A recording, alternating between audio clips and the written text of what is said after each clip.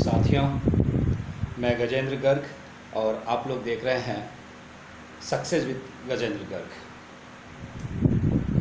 शायर ने लिखा है, होठों पे हंसी आँखों में चिंगारी रखना।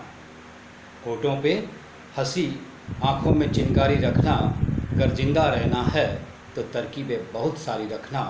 तरकीबें बहुत सारी रखना।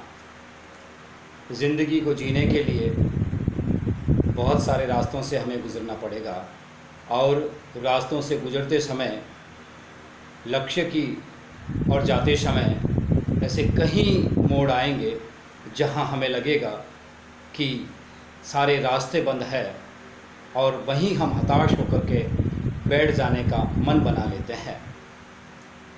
विशेषकर आज जो मेरी बात है वो प्रतियोगी परीक्षा की तैयारी कर रहे साथियों के लिए है। जब आपको कभी लगे कि ज़िंदगी के अंदर जीवन में लक्ष्य की ओर जाने वाले सारे रास्ते बंद है तो सुकून के साथ शांत चित्त होकर के धैर्य के साथ थोड़ी देर ठहर करके इंतज़ार करना।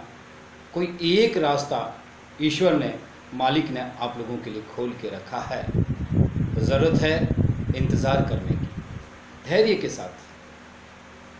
कहीं जाकर के किसी भी मोड़ पे जीवन समाप्त नहीं होता है। इसी सिलसिले में आज मैं एक बात करता हूँ आपके साथ। हमारी इस कायनात में एक पक्षी है, बाज, ईगल।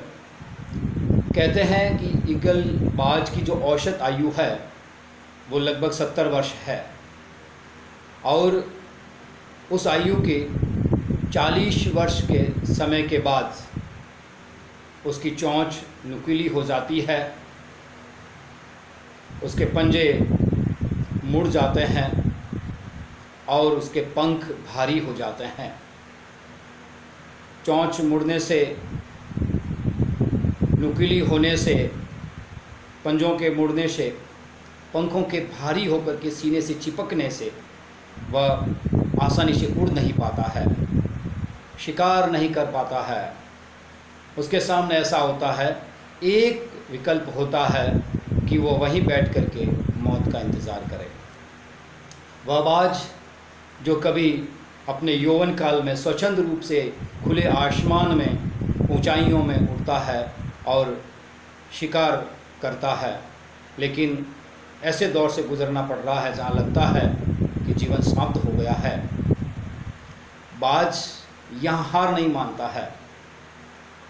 वह किसी पहाड़ी के ऊंचे शिखर पर जाकर के सबसे पहले अपनी चोंच को पत्थर पर मार मार करके तोड़ देता है।